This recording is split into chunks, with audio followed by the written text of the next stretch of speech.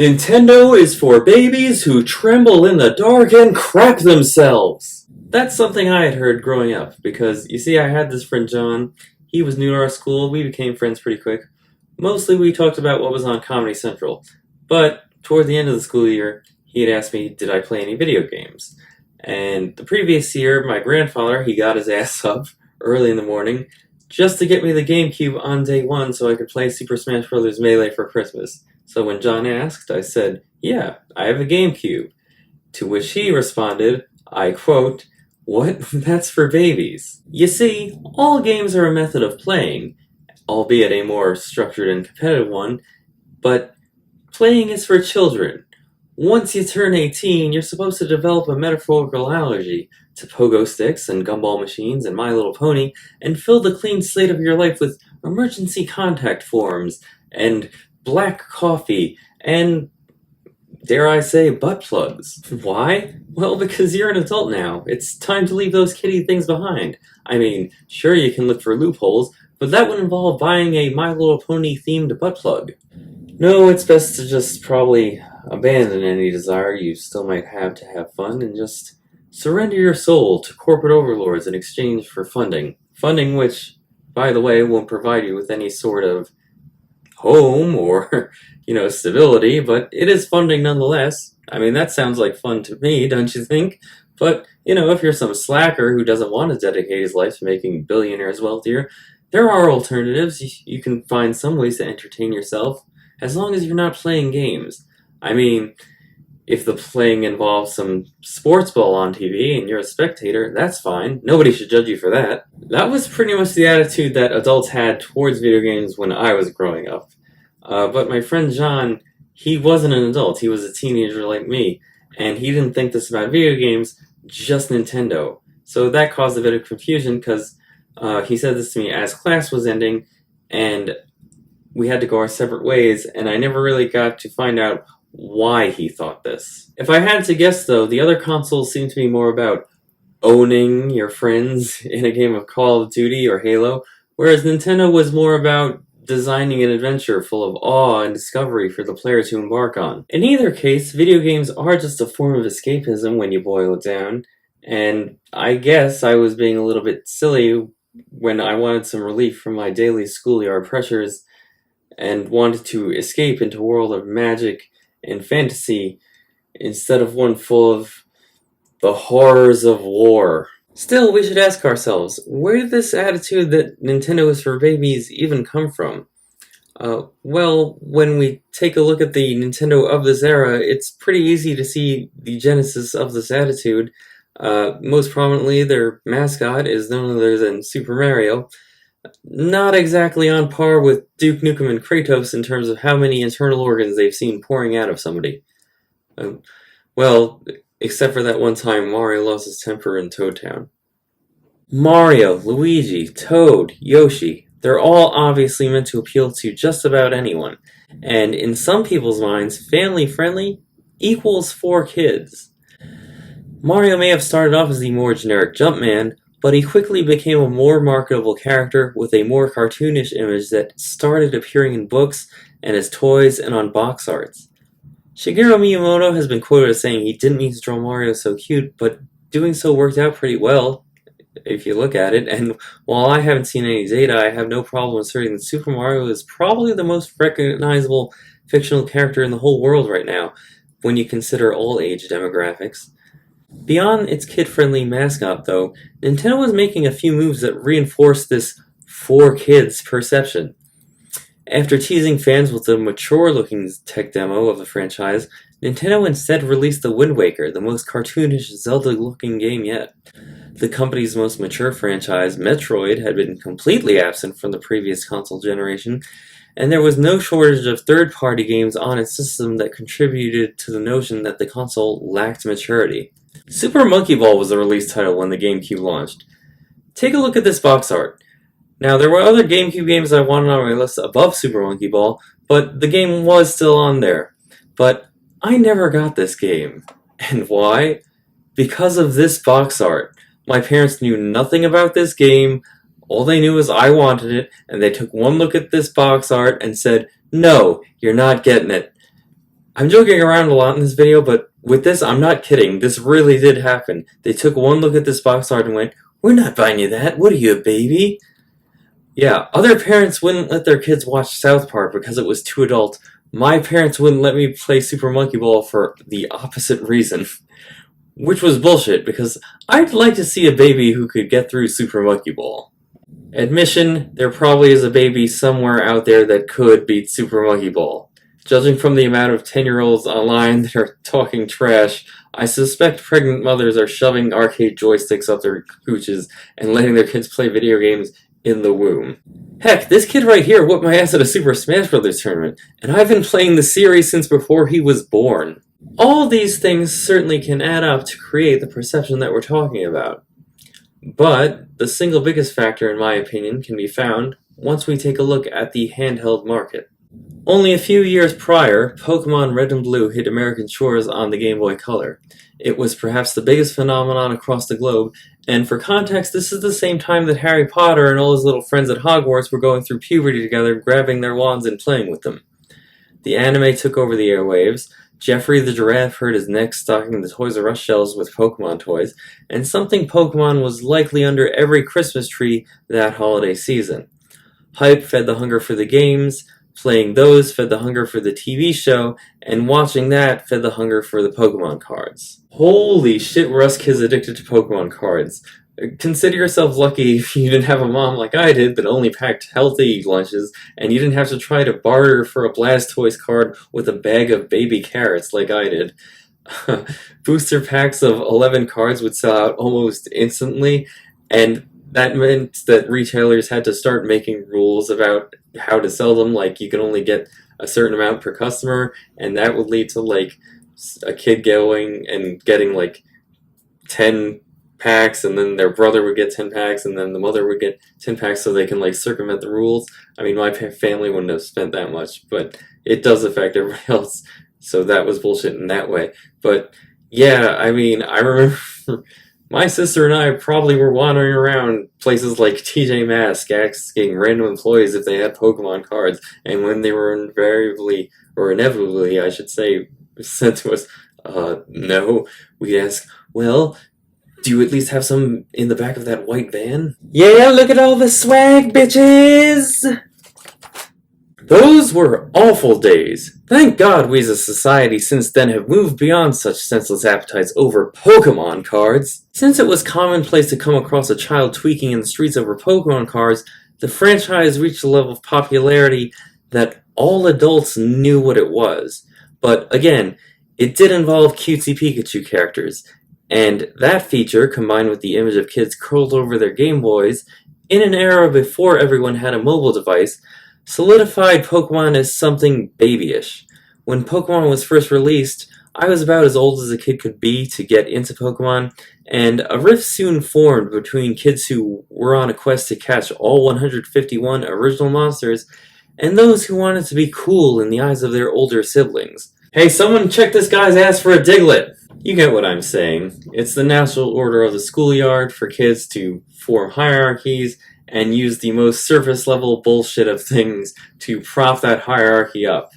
And in the case of Pokemon, it's one of those things that kids use as an invite to single other kids out and prop themselves up. One time on the school bus ride home, my friend and I, we both had our Pokemon games. I had Red, I don't know if he had Blue or whatever, but in any case, we had our Game Boy Colors, and I had a link cable, and we were going to trade our Haunters so we can evolve them into Gengars. And so we get out our link cable, connect our Game Boys, and this one kid, a recurring bully of mine, he saw us doing this, and just to be a dick, because what else do you do on a school bus, while we were trading, he ripped the Game Link cable out of the Game Boy between us, mid-trade. And the thing about that is, old school Pokemon, it was very glitchy in a way that you could actually exploit those glitches and give yourself a better experience. And when he did this, he actually duplicated my friend's Pokemon so that we ended up both having really good Gengars. Like, his Gengar was the better one of the two, and it duplicated that Gengar, and Now, he had that Pokemon, I had an identical Pokemon, and it actually worked out pretty well for us. How about that, you bully? Bet you didn't know that happened, did ya? I don't know where you are in life right now, probably waiting for your fat wife to come home and cook you some meatloaf. Heh. The notion that Nintendo was for babies started to solidify in the Super Nintendo era, at least in my opinion. Previously, in the 8-bit era, the company appeared to be chasing a more mature audience. Yes, the kid-friendly Mario Brothers were king, but many of the classics on the regular Nintendo, as I call it, didn't involve a cuddly mascot. There were games like Ninja Gaiden, the Castlevania games, Double Dragon, Contra, many more of that ilk. If you were to look at the box art for most NES games, it seemed like they were making an effort not to appeal to just the Disney crowd, as marketing material portrayed more serious and mature images even among known kid franchises like the Ninja Turtles. I couldn't find an image of the cover for the Chippendales Rescue Rangers game, but if I remember correctly, it included Chip dangling from a helicopter, gritting his teeth, throwing a grenade down onto the Viet Cong. When the 16-bit era rolled around, platformers that had a cute, cuddly cartoon character at the helm were clearly the dominant genre in gaming.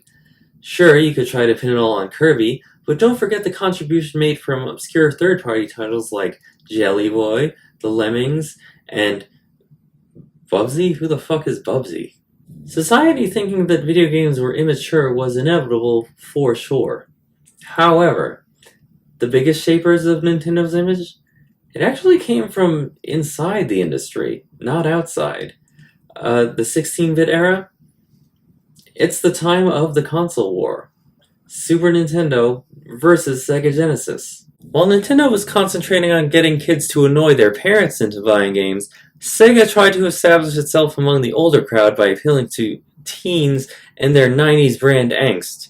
They were edgy, extreme, in your face, and their mascot was a hedgehog which, if you tried to cuddle, would be very unpleasant. Hearing the infamous Sega invoked images of talking back to your English teacher, and they wanted to make that their brand, while feeding the notion that the sound most associated with Nintendo should be the cries of Baby Mario. And honestly, Nintendo didn't do much to deny it. In fact, Nintendo might have been the ones most responsible for this branding out of anybody. Remember those mature video games of the NES era with hardcore names like Shatterhand? Well, the reason they took a backseat during the reign of the Super Nintendo was due to the emergence of one game in particular, Mortal Kombat 2. The violence that this fighting game portrayed was so novel that the Feldman twins down the street asked their parents if they could trade in their double Dutch jump rope for a grown man's small intestine. Parent groups were up in arms at the blood and gore of the fatalities, and politicians such as Joe Lieberman, Al Gore, Hillary Clinton led a congressional hearing against the game that they argued taught children to revel in cruelty. So because, once upon a time, Sub-Zero ripped a guy's spine out and tried to floss his teeth with it, we now have a rating in the corner of video game boxes indicating who should be playing the game. The Mortal Kombat controversy was a nightmare for Nintendo, who knew that Americans bought their games in the toy aisle, and they scrambled to fix things in a way that some might call an overcorrection. Kids 12 and under were still the absolute demographic to go after, and nothing should become an obstacle toward maintaining them as customers. And to ensure this, Nintendo enforced strict censorship policies with games released to its console, and any references towards drugs or religious symbols had to be altered on their platforms, and you can see on other platforms they weren't. Wanted to make a video game of the Buddha chugging back a mug of beer? Well, guess what? You can't, because now it has to be Santa Claus sipping on the tears of the worker elves that he exploited, because that's more wholesome. In one of my all-time favorite games, Zombies Ate My Neighbors, when the player loses, your character collapses and blood drips down from the screen, telling you got a game over. At least, that's what happens in the Sega Genesis version. In the Super Nintendo version, the blood wasn't allowed, so it was replaced by dripping purple ooze. You know, like the kind you'd find inside a vagina. Because that's more family-friendly. That is what you'd find inside a vagina, right? This censorship made sense for what Nintendo wanted, but it also kind of didn't, because if you look at some of the TV spots from the time, you would think that the company was going after a chunk of what Sega wanted. Many ads delved into gross-out humor, which I guess was aimed at kids? I mean, I liked Ren and Stimpy as a kid, but more for the slapstick violence. I didn't necessarily think watching somebody else projectile vomit was my idea of a good time. But they also had those other ads, ones that took place in dark, brooding atmospheres, with fog machines, and a guy making the life-changing discovery of that awesome Nintendo power. If this ad were a human being, it would be in a leather jacket smoking a cigarette outside the boys' bathroom. So Nintendo wanted customers from all ages, it's just they weren't as important as the kids. To some, it seemed like they wanted it both ways. Nintendo's fixation on the child audience continued as the industry made the jump to 3D. The most classic Nintendo 64 games were again successful to its characters, which had appeal to young audiences. Games like Diddy Kong Racing, Star Fox 64, Banjo-Kazooie. Super Mario led the charge into the new dimension with Super Mario 64, but this is where the mascot really became a mascot. His brand started expanding further into places he already had his foot in. In addition to his main adventures, he started branching off into races, sporting events, and even digital board games. Oh man, I can't tell you all the fun I had at sleepovers, staying up and playing Mario Stratego. Jokes aside, Nintendo's use of Mario was the clearest indicator of Nintendo's approach at the time. There were, of course, some exceptions in regards to games being made for an older audience. GoldenEye 007, in particular, was probably the most popular example of that. But the one that's most perplexing, I think, is Conker's Bad Fur Day. During development, it started off as yet another platformer with a cutesy character. But somewhere along the line, Rareware decided to make Conker an alcoholic, foul-mouthed gunslinger of a squirrel, and Nintendo let it happen.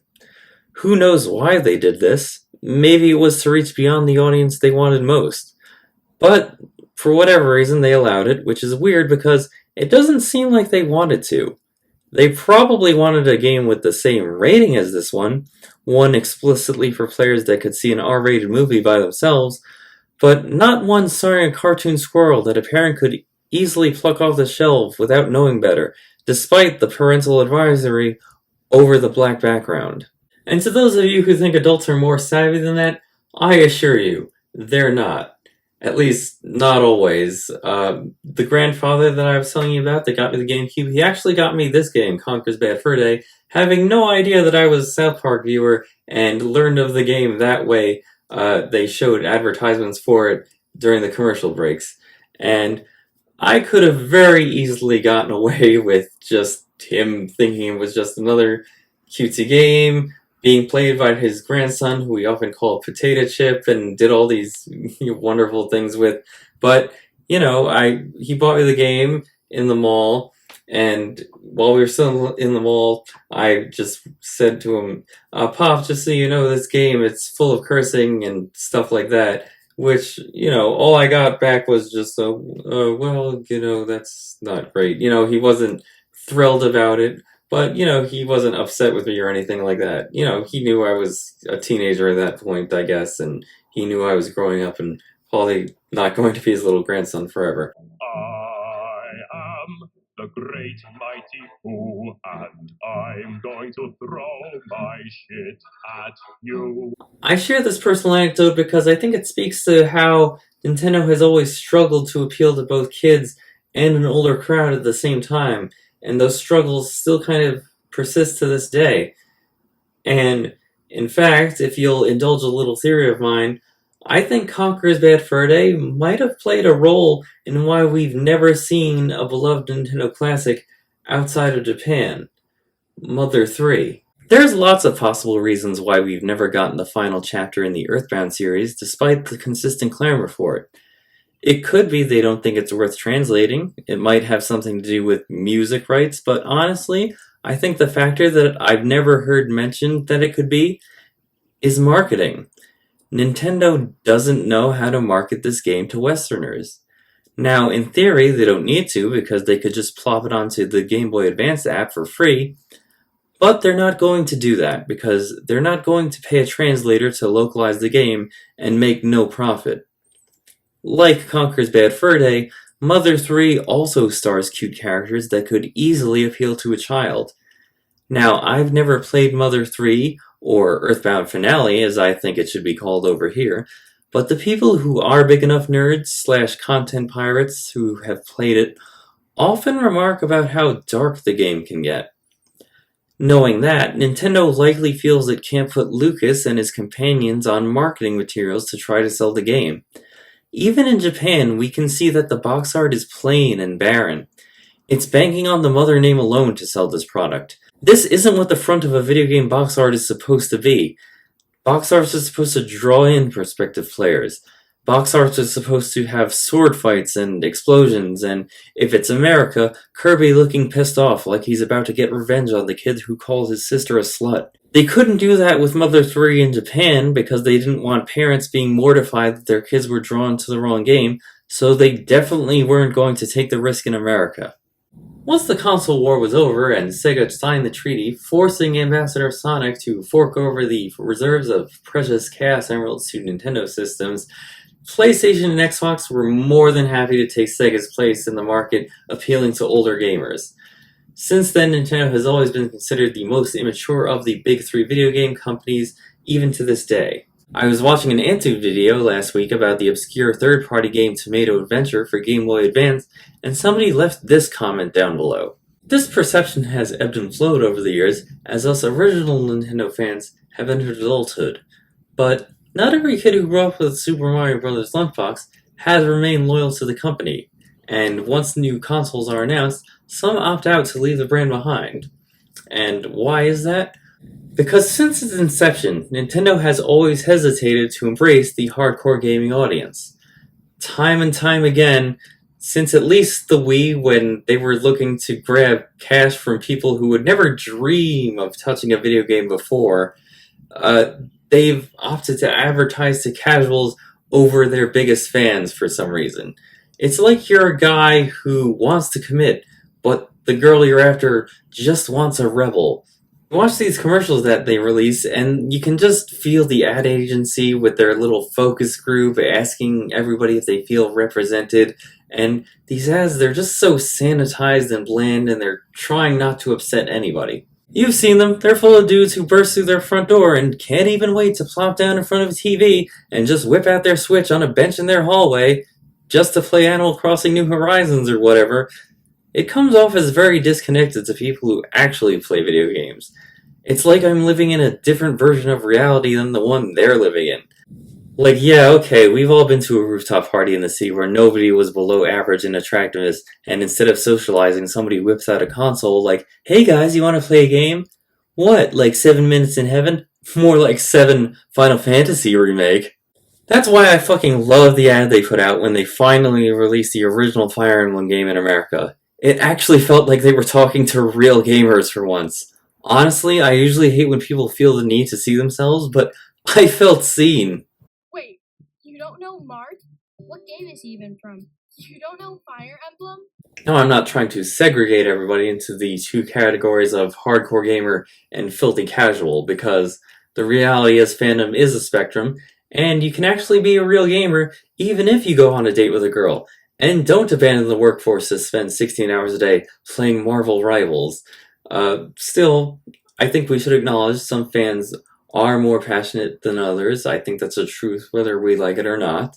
And generally speaking, it's a wise business move to take your most dedicated fans into consideration when you're making business decisions.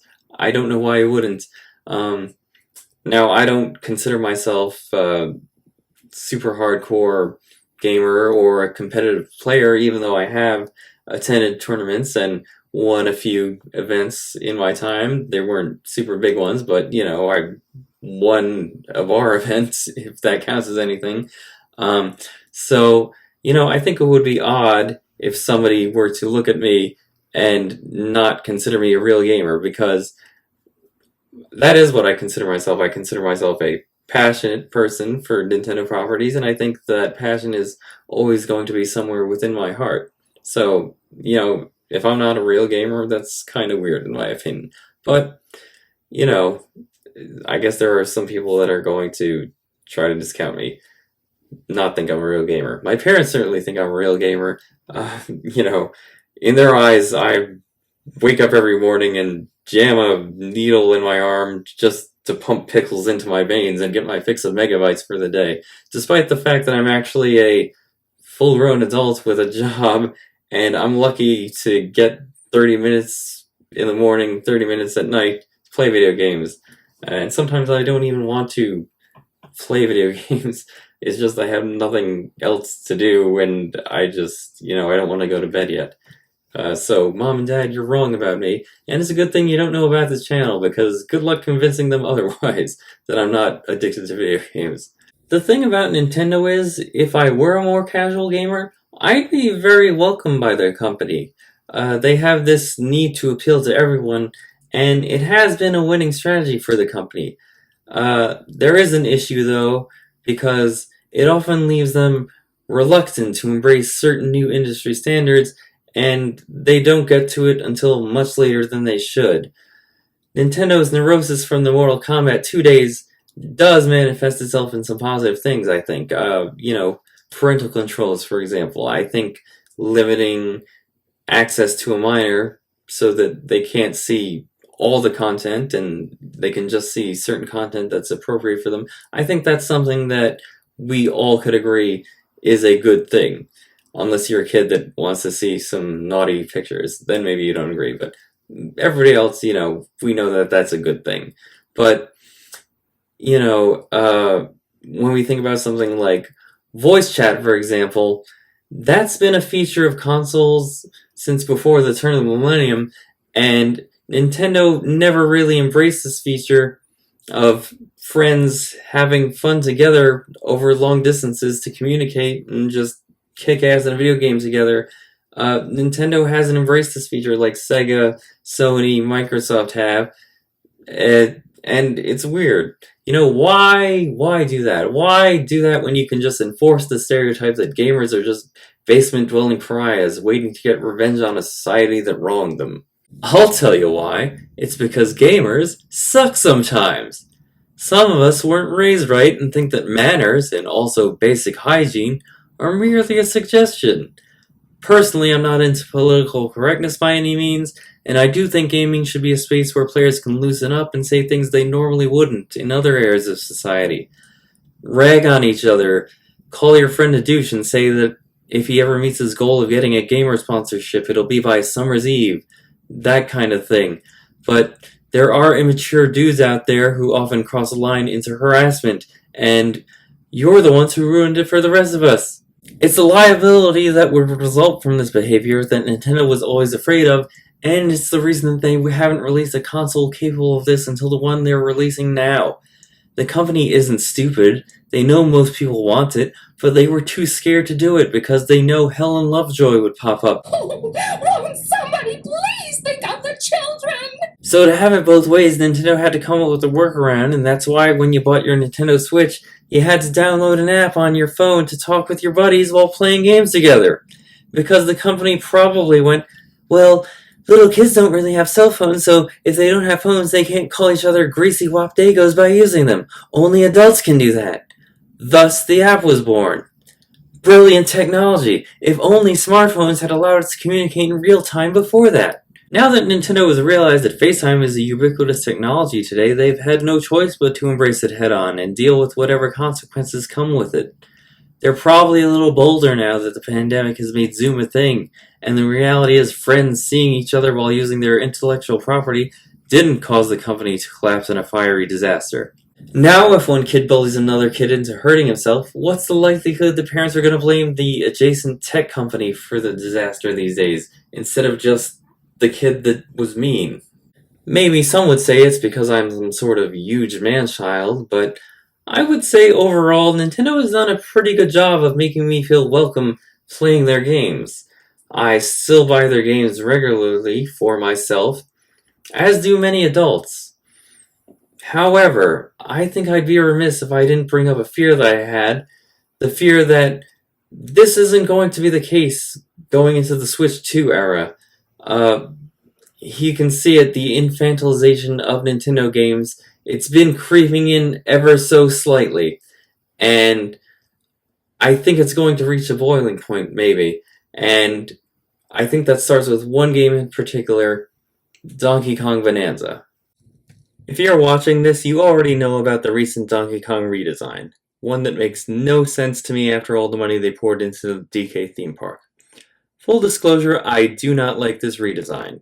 It has grown on me a little bit, but I certainly prefer it when Donkey Kong looked like he could twist you into a pretzel if you pissed him off. Like, I'd be okay with it if it was supposed to be the art direction for just this game, but that's not the case, and with Nintendo doing things like replacing the character's icon on the console home screen rather than just adding a new one, it feels like full-on rare Donkey Kong erasure. At this point, I wouldn't be surprised if they tried to scrub the old design from the Donkey Kong Country games. No, Nintendo, don't get ideas. Why do I prefer the old design? Well, I'm probably a bit biased because it's the one I grew up with. You can't change something beloved after 30 years and expect everyone to be happy with it. But there are more valid reasons. The new design is reductive, I feel. The old design had everything this one had and more. Rare's Donkey Kong was always capable of being a party animal. He dances like one when he gets back his banana horde. But on top of that, he was capable of being intimidating if he had to be. When hanging out with Mario's crew, he filled the role of the big powerful lug of the group, the one strong guy if they needed one, the one that was tough enough to tangle with Bowser if they needed a big brute, being his match and his equal. And his appearance reflected that. This new guy doesn't have that. Not only wouldn't I take him seriously, but he comes off as a straight up moron.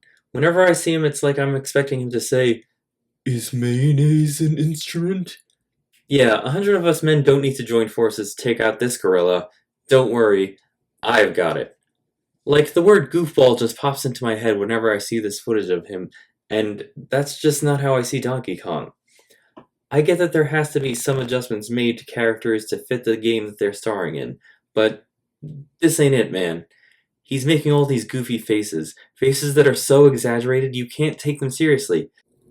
And I get that DK's a cartoon character and the goofy faces are the point, but let me ask you this, do you know who you're supposed to make these type of ridiculous faces for? Babies! I think that's really what's bothering me about this. The old Donkey Kong design was for everyone. This design looks like it's for babies. Like, there's a member of the Kong family already whose theme is specifically being a baby, and that character is less intended for babies than this one. But Donkey Kong's looks aren't the only babyish thing about Donkey Kong Bananza. There's a trope solidifying in gaming, one that I'm growing to detest, and it's that of the companion character. The first video game companion character, or at least the first one of importance I would argue, was Navi from Ocarina of Time, and she was a necessary part of the game. She pulled triple duty, not only by helping the player make sense of the game mechanics and providing context to Link's story, but also helping players adjust to the fantasy world of Hyrule now that it was presented in 3 dimensions. So companion characters do have a purpose, particularly if they are an integral part of the story that you're playing through, but most companion characters these days are not that. They're just there to be there. Yes, okay, they can still help the player learn the game, but ask yourself this, how many of them are actually necessary after the opening of a game?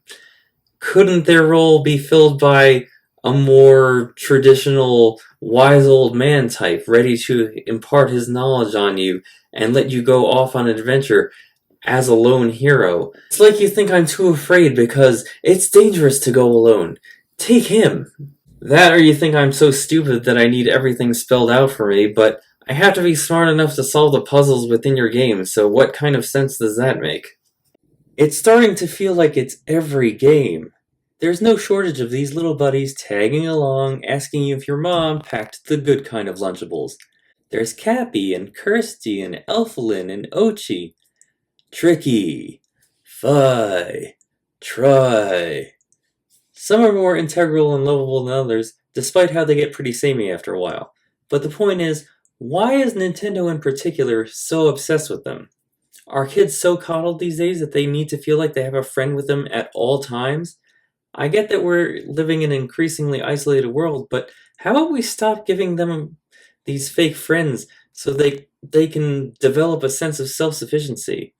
I'm about to get a little bit tinfoil hat here, but honestly, this feels like a sinister thing going on here. There is starting to be this big push from tech companies for kids who don't have real friends to start using AI. Have them be your friends. Feel like not a soul in this world gets you? This cold, unfeeling algorithm knows exactly what you're going through. You're sad because you think you'll never find a girlfriend? Well, Error 404 is all about things not being found. We have so much in common. Pretty soon you won't need any real humans at all. Sometimes I see these companion characters as an extension of that philosophy, something grooming these kids towards a future like that. To be clear, I'm not saying Nintendo is trying to do this big evil thing. I'm just saying it could be an unintended consequence, and if somebody put forth the argument that having these characters in every game is a gateway to that, I wouldn't laugh them off. Yes, I'm exaggerating when I say every game, but it's an awful lot of games that are geared towards families. Meanwhile, the games the industry makes with a mature audience in mind, like Breath of the Wild or Metroid Dread, eschew that trope. It's almost like they do that intentionally so a person can tell whether or not this game is for them. You know how George Lucas is kind of a bad director when it comes to working with actors because he wants every character to be either completely serious or over the top emotional? It's either, "Don't make me destroy you," or, "Anakin, you're breaking my heart. I don't even know you anymore." As if there's no in between where we can understand what's going on. Between the characters being so extra and having little fairies babysit them, modern Nintendo feels like it's taking the same approach. It's either, "Hubba hubba, look at them thar gold bananas," or, "No guidance, no emotion, fox only." Now Donkey Kong needs a little rock buddy on his shoulder too. Yeah, that's definitely my definition of comfortability. A mini boulder pressing against my spine for hours, constantly whispering its personal business in my ear. And what's most perplexing is why they even forge these fake friendships if they're so one and done. From a marketing standpoint, it makes sense. You know, you create a bunch of cute little characters so you can sell toys and other goods with their image on them. But I go to the Nintendo store somewhat regularly, and these characters aren't represented in almost any merch, so what's the deal? If the goal is for players to form a bond with these characters, Nintendo has the opportunity to keep this bond going, but they rarely use it. In Super Mario Bros. Wonder, there is absolutely no reason Prince Florian needs to travel with you.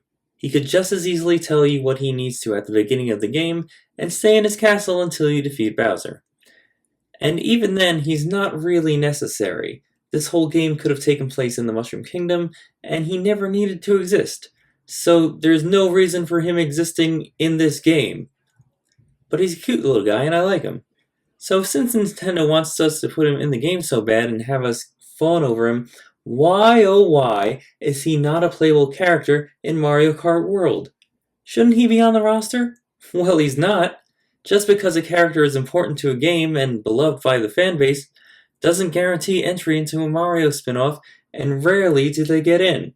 You get no Prince Florian, Professor Egad, my boys Mallow and Gino, who should be there but will never get in. You know who you get to play as instead of somebody you formed a bond with? A regular lady from 1981 and a random uncooked cheeseburger. It seems like in the game, characters change costumes by grabbing food like cheeseburgers. Is the cow going to eat cheeseburgers? Cause that's fucked up. While we're on the subject, I do hate to say it, but Super Mario Bros. Wonder contains perhaps the biggest example of unnecessary coddling to the audience in any modern Nintendo game. I absolutely love the art style of Super Mario Bros. Wonder, but you can't deny it's one of the most colorful Mario games out there. This is a game with flowers that talk to you through the game like you're watching an episode of Blue's Clues. But that's not too bad. You can actually turn the flowers off if you find them annoying. You know what you can't turn off? The voice characterization, which is by far the most babyish thing about this game. Let me just say, I already was going to have a problem with the game's voiceover because Charles Martinet is the voice actor who created the voice for Super Mario, and animated characters are their voices. But if you wanted to replace all these beloved characters' voices, even the ones not done by Charles Martinet, and have me accept the new actors, why? Why wouldn't you make the voiceover the best it could possibly be, and not make the player feel like Ms. Rachel is gathering us up for story time? And that was just speculation on my part. When I was coming up with this video, I was like, oh, is it more than just Charles Martinet? Because the other voices are starting to feel weird to me. And then we just got news. The voice actress for Peach and Toad, she got fired. So what's the deal? Come on. This doesn't need to go down this way. In Mario Wonder, when any character that can speak English grabs the power-up to become an elephant, that character says the words, "Wowie Zowie."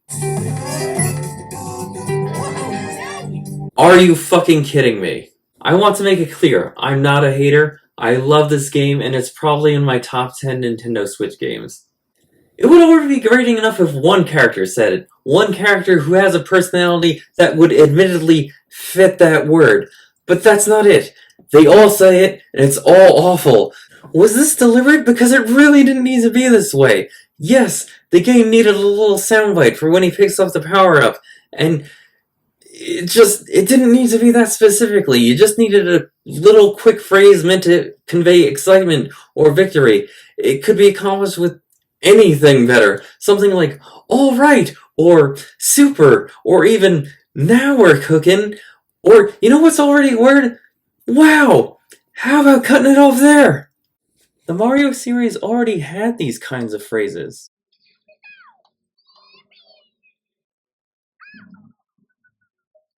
And it's not like this game had recorded dialogue, so why did the company risk making it look like they forced an old man into retirement, just to replace him with a new team to get these new voice clips?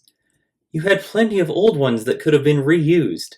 But no, you went with Wowie Zowie, which is like the verbal equivalent of wearing a diaper.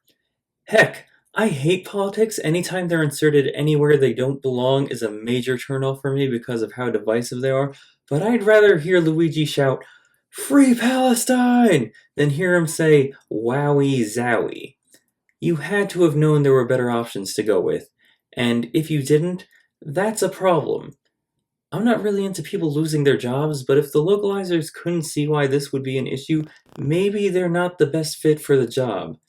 I wish a little thing like this didn't bother me, but it does. Enough to where I avoid picking up this power-up while playing the game. Like, you ever love something but notice some little thing about it that you hate and you can't unsee it, and it gets in the way of your enjoyment of that thing? This is that for me. But it's not just Donkey Kong Bananza or Super Mario Bros. Wonder. More and more Nintendo games are making the adults that propped up the company feel left out. The new Mario Kart game puts a major focus on sociability and sharing, very likely because the industry thinks that's what will attract the little kids. It's a feature that I'm trying to be okay with, but one that I foresee making me feel unwelcome in the gaming space because it's not for me. And that's fine, not everything has to be for me, but I kind of feel like things that work for me should at least partly still be for me. Come on, you know what world we live in. We've all been online. If I were to politely express that I'm not into the whole taking pictures thing and I just want a wacky race, there'll still be some dubro or neckbeard waiting in the wings, ready to put down the Cheetos to type out a scathing attack. Probably say something like, "Oh, another boomer is crying because they hate something new. Why don't you go clean yourself off after crapping your pants, old man?" Something like that. I'll tell you why. Well, because I'm out of dude wipes, and I'll be damned if I resort to cleaning myself without a product that appeals to my sense of fragile masculinity. Look, like I said, babies are pretty much playing video games out of the womb these days, and so I guess by default that makes me an older gamer now. And part of being online is having people rudely trying to dismiss you using whatever it is they can, your race, your gender, whatever it is they can deduce about you. So you know,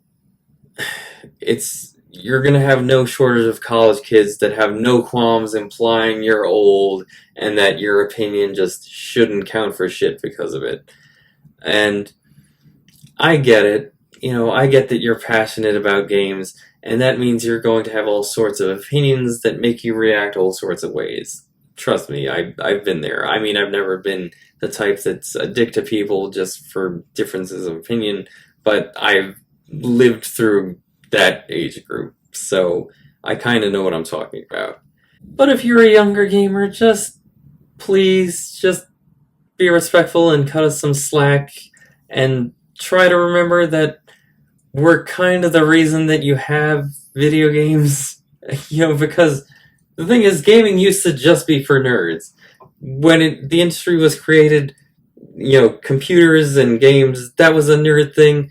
Then it became for young boys, and now it's pretty much for anybody who wants to play video games. But before that, we kind of prop things up. So many people play games now that if you were to look at somebody and assume that they don't play video games, they're probably like 55 and up or something. Those of us who are younger than that still have games because of us who are willing to keep playing games despite them being not popular. And we took a lot of shit on the playground from kids who were bigger than us who thought we were nerds, and they wanted to bully us for doing things like dress up as Super Mario for Halloween and just having a Game Boy with us.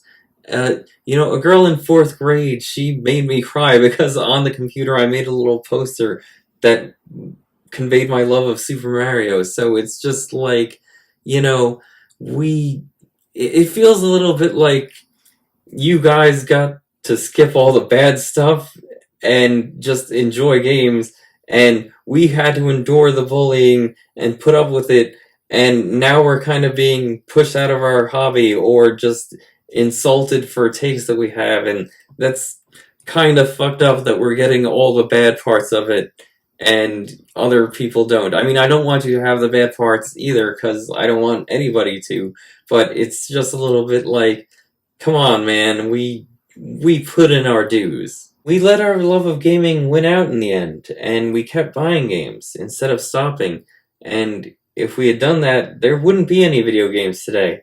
So when we're expressing an opinion online, just know that if you're going to be a dick about it, some punk is going to come along someday and make you feel like the old guy, and it's not going to feel great. So just keep that in mind, and keep in mind that all of modern gaming is geared towards you anyway. So if you have thoughts on a game, by all means, please express them, but just don't be a dick about it. To be fair, if you're going to say that I'm older and bitter than I used to be, good points. I'm probably not going to deny that. Maybe this is just a case of me wishing I could have something from my childhood, but failing to capture the magic of it. I wish I could play games through the eyes of a child again. I remember entering Wet Dry World, feeling overwhelmed at how large the level was when I first popped through that painting. There's so much water, how am I going to get through it? Now I jump through the painting and I'm like, did Courtney Love spill a cocktail again? What is this puddle? When I played games, I used to see a massive fantasy world where I can go on an adventure and be the hero. Now I play a game and I see an organized mass of polygons put together by a guy that collapsed at his desk due to Japanese work culture. Sure, growing beyond that means I've gained the ability to actually beat any of the games I want, but when I couldn't beat them, I was content to play the same levels over and over, going as far as I could get. There was an innocence and simplicity to it. But that's not me anymore, and I still want to play Nintendo games. I can't get that same feeling I used to, but while I'm playing games, I can get closer to it than what the rest of my daily life provides to me. By now, I think I've established that Nintendo's had a long record of establishing its business practices off the youth market, from the features that it allows on its consoles to the games they choose to make.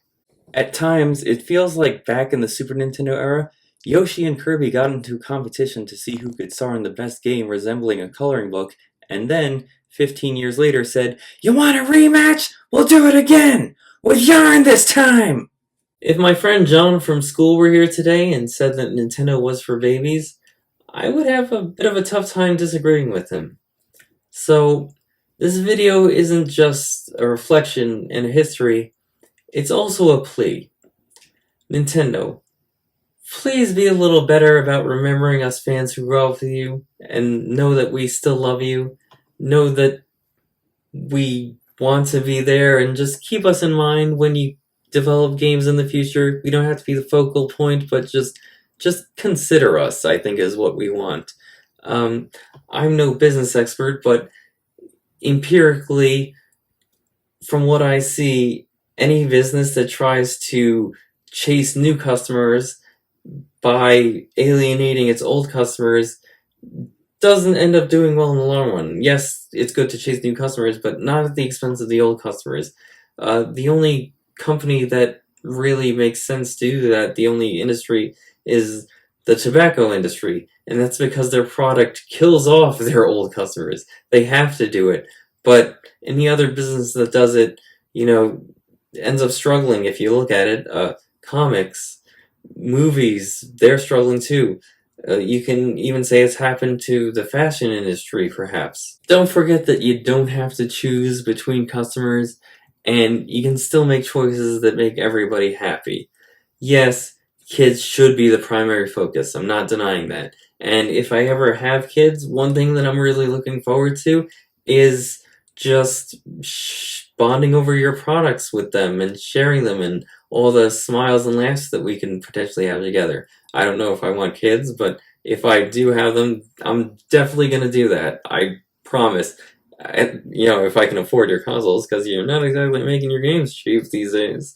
Wouldn't be doing my job as a dad if I didn't raise them on the classics, but it's not going to go beyond the classics if you neglect to include me on the fun.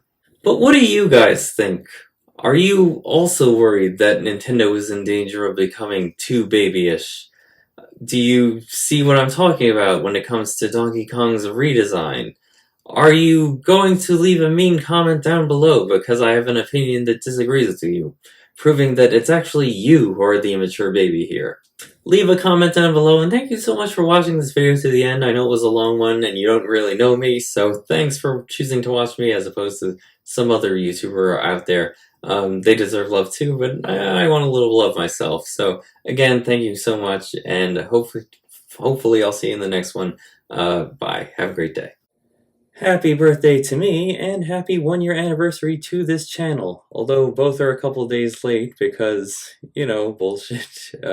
Tech issues. You gotta love it when you have a goal for yourself and you don't reach it and it ruins your birthday because of it, because of editing and all that stuff is just, so, I don't know. Sometimes it feels like this isn't worth it because I only get like 4 views per video, and sometimes I feel like I should just stop doing this entirely, but if you watch these videos, just really thank you. I sincerely mean it.